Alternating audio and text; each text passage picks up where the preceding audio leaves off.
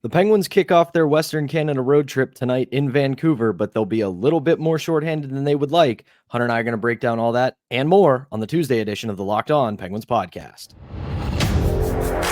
You're Locked On Penguins, your daily podcast on the Pittsburgh Penguins, part of the Locked On Podcast Network. Your team every day.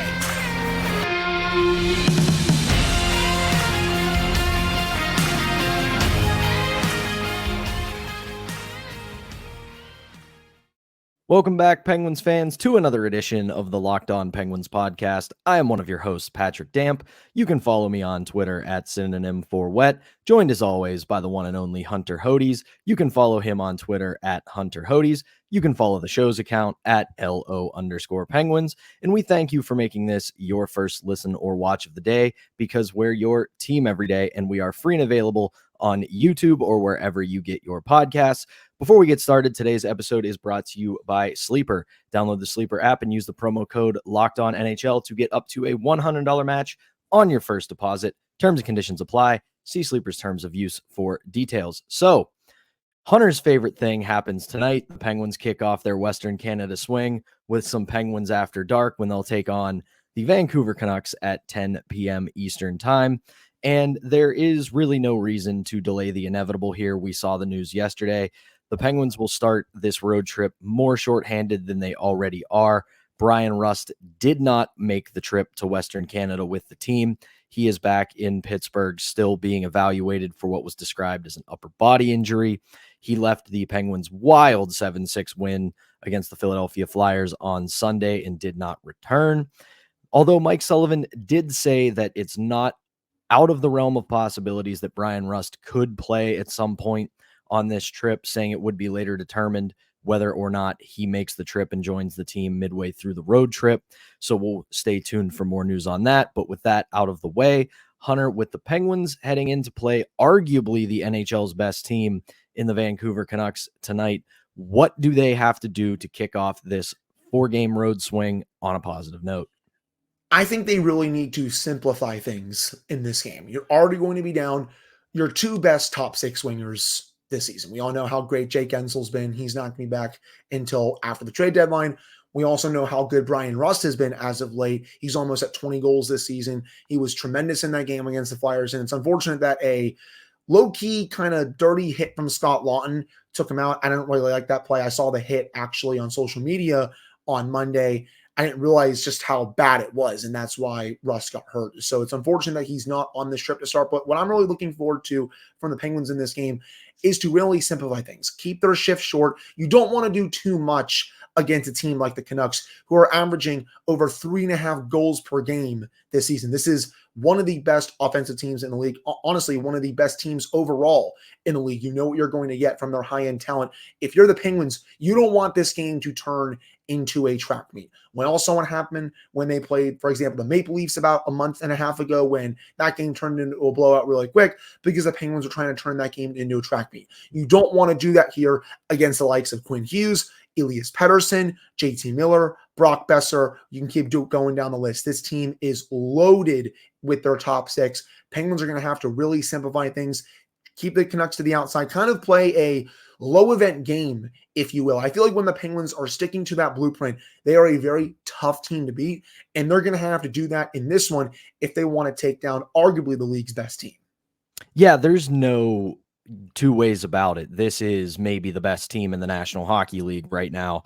And since we're very well past the halfway point of the season, this is not an aberration. This is not a team that got hot early and rode an early hot streak to staying high in the standings. That said, they are struggling a little bit post All-Star break. They're 5-5-1. They're 4-5-1 in their last 10. They've dropped a couple of games to teams you wouldn't expect them to lose to in Minnesota. Well, maybe not Winnipeg, because Winnipeg is a solid team, but Minnesota and Seattle. They've needed overtime against some less than formidable opponents to pull out victories. So they are coming down a little bit, but you expect that in an 82-game season, even for the best teams, unless it's a record-setting team like we saw last year with the Bruins, where pretty much every team that's elite in the early part of the season and continues to be elite for most of it, they'll have a down couple of weeks or a down month. And I think we're seeing that from the Vancouver Canucks. But like you said, there is just an obscene amount of talent on this Canucks roster. Everybody, I see Penguins fans still lamenting that they didn't go and get JT Miller. I will say that's a little bit of revisionist history. When there was a chance he could come to the Penguins, he was not a 79-point player at the time. He was solid. Like, let's not pretend like he stunk and all of a sudden turned into a great player, but he was very much down this year. He has rebounded greatly. Elias Pettersson, same deal, 74 points, 29 goals. Quinn Hughes, he's your favorite for the Norris. I'm right there with you. 70 points, 58 assists. Brock Besser continues to be a great player with 33 He torments goals. the Penguins every time he plays them. So if you're a betting person, anytime goal scorer for Brock Besser probably tonight is a good bet. But again, they're getting contributions up and down the lineup. You look at you look at their stats, you sort it by goals, and they've got plenty of players with 10 or more goals. Ilya Mikheyev, Connor Garland, Sam Lafferty, Quinn Hughes, Pius Suter, Dakota Johnson, Elias Lindholm all have north of 10 goals. So they're getting it from up and down the lineup. The other thing that this is why I totally agree with, they have to play low event hockey outside of the obvious that there's a ton of elite talent on the Vancouver Canucks. The Vancouver Canucks at home this year are damn near unbeatable. They have a 25-2 record at home. So they stack wins at home like nobody's business. So you have to play tonight a near perfect game against the Vancouver Canucks. And if you don't, you are going to be in a world of hurt. The first 5-10 minutes are so crucial in this type of game, right? You got to come out there, you got to weather the storm. The Canucks, they're going to be fired up for this one just because they haven't been playing well as of late. This is kind of like their first adversity that they've really had to face this season, just because they've been mowing through teams in the league this year. And now you finally get into a stretch where you're losing to some lesser teams. You're not playing that well. Rick Tocchet called out the team just a few days ago, and that led to, I know some people on Penguinsburg being like, I wonder what trade Patrick Allvin and Jim Rutherford are cooking up right now, because they're probably not happy with the way things are going. But this is still a team that knows how to bounce back. And I mean, I wouldn't be surprised if they did, considering how talented they are. But the Penguins, they're going to have to play a perfect first 5-10 minutes to weather that storm. If you can get an early lead, that'll be massive with how Vancouver's been playing. But this is going to be the toughest test of this road trip. And as I said on the Monday episode, if you're able to win this game, that sets yourself up for potentially a lot of success for the rest of this trip, because you're playing three other teams. For example, Seattle, they've been a bit up and down as of late, but they did just beat the Bruins in a shootout on Monday. Edmonton has been a bit up and down as of late, and Calgary as well. But if you can win this first test, I think that bodes well, hopefully, for the rest of this trip. But, we all know how good Vancouver's forward group is. Defensively, they're also strong. But let's not forget, in net, you can make a case for Thatcher Demko to win the Vezina this year. 21 goals saved above expected. That's second in the NHL. .917 save percentage, 2.47 goals against average.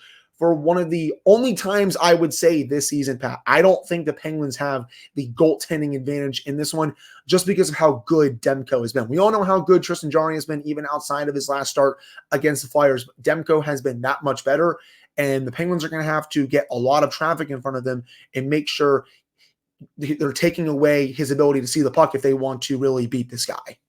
Absolutely. And I got to say, on a personal note, it's really cool for me to see Thatcher Demko being as good as he's been. He was in Utica the same time I was working for that team back when they were the Canucks AHL affiliate, and you could see it when he played in the AHL. He was, to use a tired cliche, he was a man against boys in the AHL. That was the year that the core of the Toronto Maple Leafs, outside of Auston Matthews, were all still playing for the Toronto Marlies, and they mowed through the AHL playoffs to a Calder Cup championship. And the only bump in the road they had was the first round against Utica, because Utica had Thatcher Demko, and he kept them very much alive in that series, even though the Marlies obviously went on to win. So really cool to see that.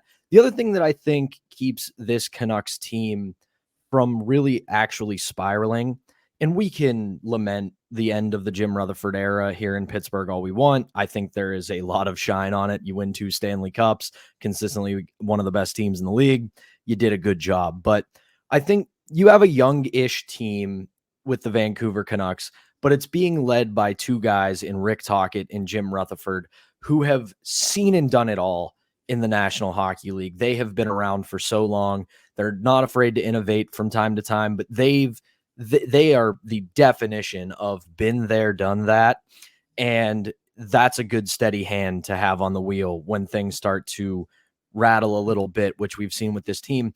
But overall, I mean, I do think the Penguins, if they play the game we have seen them play inconsistently throughout this year, where they are very responsible defensively, they don't take too many risks, they take the simple play and take what the game gives them, they can hang right with this team.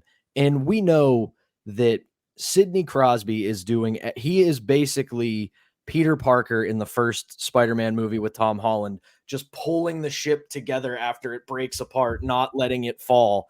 And if he keeps having that kind of effort, I'm never gonna. I know I've said that I think this team is not making the playoffs, but in game to game basis with the way he's playing, I'm never counting this team out because he's got some kind of trick up his sleeve. And he always loves playing in Canada. We all know that. I mean, especially in Vancouver. So they're going to need another great performance from him if they want to win this game, especially with how short-handed they are. Again, their two best top six forwards are out. If you looked at the lines in practice on Monday, Reilly Smith was bumped up to Crosby's line with Rickard Rakell, which, I mean, is fine. We all know how Reilly Smith has played this season, but they really have no other option at this point than to bump Reilly Smith up with it and see if he can get those results. But again, it all goes back to what I said before, man. Simplify things, keep them to the outside, play a low event style, and they'll have a chance, at least a chance, to win this game in Vancouver. If this game is just as good as the first one between these two teams about, what was that, a month and a half ago, I'll be pretty happy. Just obviously hope the Penguins come out on the right side of that one and not on the wrong side just because they lost overtime. But that first one between those two teams was a ton of fun, and I can only hope that this game is going to be just as fun, if not more.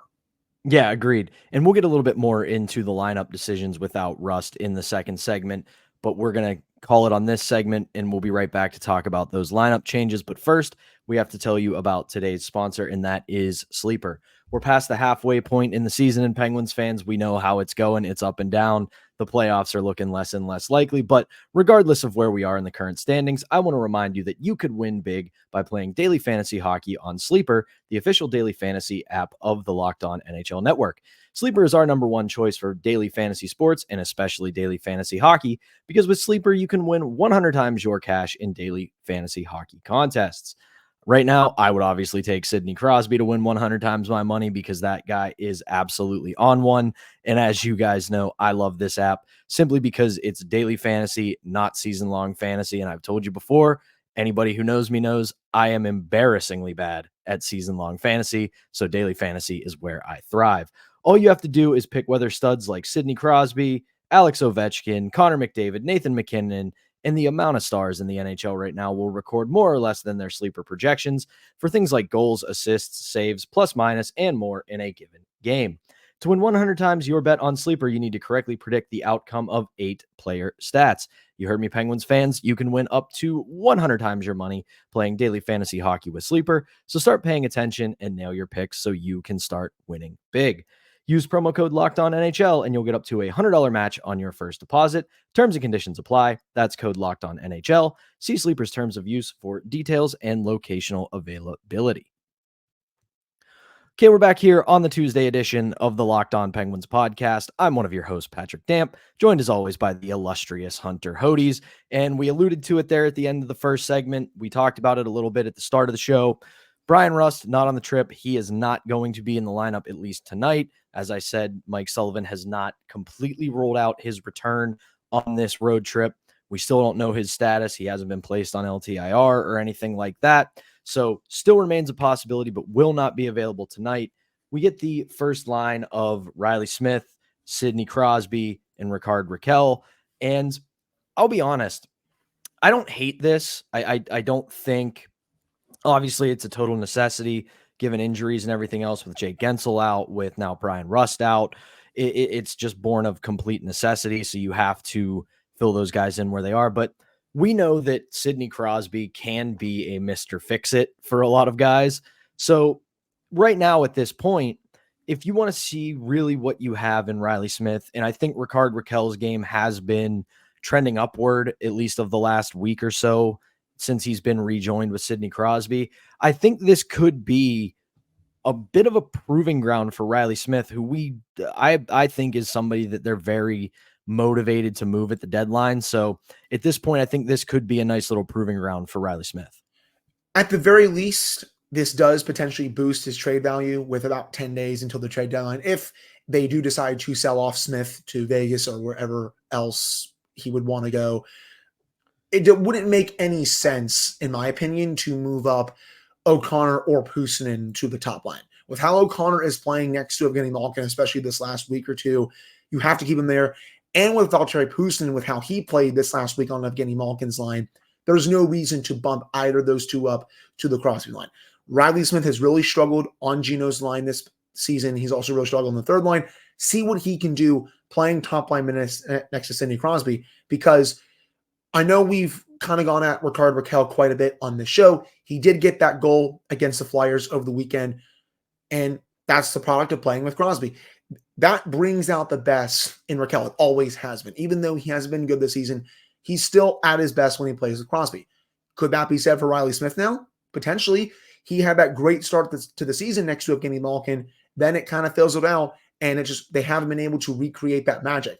Let's see now if he can recreate some magic with Sid and bump up that trade value, help out the team a little bit in the short term before potentially moving on in the next 10 days. But I don't really think they have a choice in the matter, in my opinion. I think that's the only move they can make with Bryan Rust and Jake Guentzel being out of the lineup.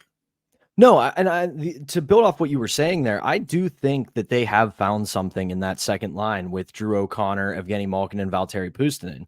Puustinen, we talked about it months ago that we didn't want to see him become the typical flash in the pan AHL guy where he comes up, has a couple of games where he looks like he might be something, and then falls right back into just being another AHL guy. And now in his second stint, spending time with Malkin and O'Connor, he has looked a lot better and a lot more effective. Yeah, maybe the goals and points aren't there, but he's making plays. He's in the right position. He's helping drive offense. And that is kind of what Evgeny Malkin has been missing all season long.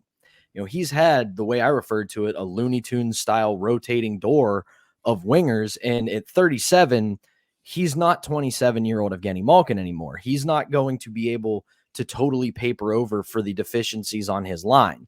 He's got to have help. And by all accounts, it looks like Drew O'Connor could be a good, quote unquote, long-term fix for Evgeny Malkin.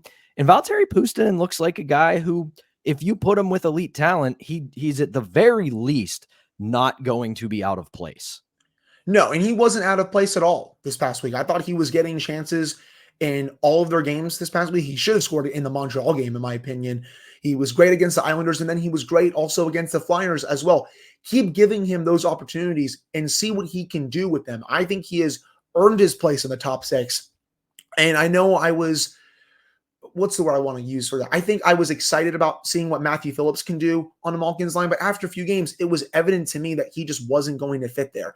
And I know he was a cardio merchant. It just wasn't going to fit. What'd you say? He was a cardio merchant. I think that's a good way to put it, actually. But yeah, it just was never going to work. No disrespect to him. He has some wheels. He can skate, but that's really it. I always say that about guys who are fast. It's like, okay, you want guys in the NHL today to be fast, but it can't be it. That can't be it. It can't just be, oh, he's fast. You have to bring something else to the table. And the thing was, he had good goal scoring ability and playmaking ability in the AHL, but it just hasn't translated over to the NHL yet. And even though it had only been a few games, I was like, okay, let's try someone else up there. And as soon as they put Puustinen up there, that line started to take off. And that's what Malkin needs. He needs good line mates in a way to succeed, just because he can't carry his own line anymore. And that's fine. The guy's 37 years old. As you said, he's not in his prime, 26, 27, where he can carry his own line. He hasn't aged like Sidney Crosby hasn't. Honestly, what player has aged like Sidney Crosby in the NHL at this point? It's fine that he hasn't. He's still a good player. He just needs a little bit of help. And as you've been seeing for the last week or two, Pat, he's been getting that help with Drew O'Connor, with Valtteri Puustinen. Keep that line together and see if it'll continue to cook over this next week on this road trip. And then you figure, we said this is going to be kind of a proving ground for guys like Smith and Rakell. It's also going to be another chance for Jesse Puljujarvi to show his value because he's likely going to factor back in on the third line with Lars Eller and Emil Bemstrom. And I got to say, I think I like this line too, just because there's going to be some speed there. There's going to be some physicality there. And everybody from Columbus who had anything to say about Bemstrom, we saw it a little bit on Sunday. The guy can shoot. And Yes. if nothing else, if you can get a Puljujarvi to post up in front and get the puck to a guy like Bemstrom to shoot it, you can maybe cause some chaos. And that's exactly what you're going to have to do against the Thatcher Demko is going to have to be blue collar, dirty goals in front of him. You are extremely rare to beat him clean. So at this point, you have to get guys who want to go to the net front. And I think with Bemstrom, Eller, and Puljujarvi, you might get that. Eller is like that playmaker or also a really good defensive player on that line, while someone like Puljujarvi can go into the corners, forecheck, get the puck out, and then get it to Bemstrom, who we saw on that game against the Flyers. He has one heck of a shot. And if you can use that to his advantage, the Penguins can potentially get some more production, hopefully, from their bottom six. I like the makings of that third line with a pure shooter, someone who can forecheck in Puljujarvi, and then a playmaker / that defensive player in Eller who can get the puck to those two, can also get back in his own zone. It's an intriguing third line, and I'm curious to see how it does for the first time tonight. Yeah, I keep saying proving ground, so that is going to be the topic of our third segment. With the Bryan Rust injury, we're going to talk a little bit how this could affect the trade deadline. We are going to do that in the third segment, but before we do that, we have to tell you about our next sponsor, and that is Camino Consulting. Our sponsor once again today is Camino Consulting. You've heard of our online families and couples course and taken advantage of the Locked On 25% discount running until the end of the month. But what about the live seminars? In both sports and business, the challenge in differentiating candidates and recruits is an endless battle. Everyone can demonstrate their measurables and their qualifications, but we all know it's what the intangibles matter when those things are very similar. Contact Camino Consulting for their team and management seminars to get a peek behind the curtain and watch your next recruiting or hiring group become one of the most effective you've ever seen. Both because you've identified the right candidates and because you've learned how to communicate and motivate them in accord with their own preferences. But what if you aren't in business management or working with a team? We do pay referrals, make some money, making your workplace and favorite teams better. Every group works together better at the end of the year than in week one, so contact Camino Consulting at caminoconsulting.ca and get on the fast track to understanding. All right, we're back here for the final segment of the Tuesday edition of the Locked On Penguins podcast. I'm Patrick Damp, joined as always by the one and only Hunter Hodes. And so we talked about it here that Bryan Rust, not on the trip, might not be making it even at all on this trip. We don't know yet. I do think, though, aside from trying to get them back on track in Smith and Raquel, this is going to be a little bit of a showcase, especially because you're going up against a couple of Stanley Cup contenders in Vancouver and Edmonton on this trip to showcase maybe the Penguins have a couple of assets you might be interested in coming the trade deadline. I think a big one, obviously, is Reilly Smith. It kind of feels like this just has not been a fit since they got him from Vegas in the offseason. No disrespect to Reilly Smith, the player. He is a very solid hockey player, but this is starting to feel a little bit like square peg, round hole with him. So you can hope that a bump up to Sidney Crosby's line gives him a little bit of the kick in the pants. He starts producing at a better rate, and you can really entice some teams to maybe take that deal off your hands. He can go on a shooting bender over this next week, right? To see if he can just pot a bunch of goals, and then that could raise his value a little bit. And then boom, he's potentially out the door when the deadline comes in 10 days. And that's obviously if they want to move him, but all indications are with the rumors and everything that he's very much on the trade block and they would potentially want to move on just because the fit hasn't been there overall. I mean, other players that could get moved. I mean, we've talked about this as well. P.O. Joseph, he's getting top pairing minutes with Crystal Tang. Are they showcasing him, Pat, potentially for other teams? That's a possibility as well. They did reunite Pettersson with Karlsson, which is great. And speaking of Marcus Pettersson, you did see the report on Monday from David Pagnotta. I would not move Marcus Pettersson at all. I think he's someone that you build around even as this team gets into a major retool or potentially big rebuild down the stretch. That's someone who I don't want this team to move on from at all. I understand that the haul that you could get from moving on from him, but I just don't really want to imagine what this defense looks like without the services of Marcus Pettersson. Other forwards wise, I mean, I don't really know who else is going to get moved off of this team. I mean, in a way, maybe Rickard Rakell. He's obviously getting top line minutes with Sidney Crosby, but I also don't know who's going to want that contract at this point, considering how he has played this season. You're not moving Evgeny Malkin. His two wingers are not going anywhere. Benstrom's not going anywhere. Maybe Lars Eller, if you can get a team to, give up a third-round pick for him or something like that. That's also a player who could be on the move if this team does kind of sink during this road trip. But, again, you look up and down this lineup, with Gensel out, Bryan Rust out, their trade targets right now outside of Gensel, it's mainly just, Reilly Smith, Rickard Rakell, Lars Eller, to a lesser degree, Marcus Pettersson, and obviously one of the goalies, Alex Delkovich, Tristan Jarry. You have Joel Blomqvist down in Wilkes-Barre as well. Other than that, I'm still not really sure who else could get moved at the deadline. I mean, I don't think Erik Karlsson's going to get moved at all. But, this road trip it was going to be hard to begin with, even with Bryan Rust playing, but now it's just going to be that much harder with their two best top six wingers going to be missing, at least this first game, if not the entire road trip. For sure. And as for Pettersson, I agree with you. I don't want to move him. I don't think they should move him. But if somebody offers you the sun and the moon for him, you have to take the call. Just That's because fair. I don't want to say that he's irreplaceable, because he has been one of the steadiest and best Penguins this season. But if a general manager comes to you with a very enticing package that can help you in the short and medium term, you have to take the call. I think it would suck. I think, it's you got to have a replacement ready for him, though. And the Penguins Exactly. don't have that in their system. Ryan Graves is not going to be that guy. P.O. Joseph is not going to be that guy that replaces Marcus Pettersson. Are you getting something back in return for him that's going to replace him? Or are you going to have to go out into free agency or via trade this summer and get someone to replace him? And honestly, if you do go that route, I don't know if there's going to be anyone out there that's available via trade or ready to sign for agency that can do what he does, especially in the defensive zone, on a nightly basis. So I hear what you're saying. I think if someone offers you a package that you maybe can't refuse, you could definitely think about it and listen to it, but you have to have a foolproof plan in place if you do move on from him in terms of replacing him. Agreed. And that's kind of what I'm saying, is just like, I think it's very unlikely, but if there's a package that works to move him, you have to, at the very least, take the call. But I think that is going to do it for this edition of the Locked On Penguins podcast. Penguins and Canucks, Canucks Army, we're waiting for you tonight. We'll see you at 10 o'clock out in Vancouver. And then Hunter and I will be back tomorrow to recap that game, as well as get you ready for the rest of the week. But for Hunter Hodes, I am Patrick Damp. Thank you, as always, for tuning into the Locked On Penguins podcast. We will talk to you once again on Wednesday.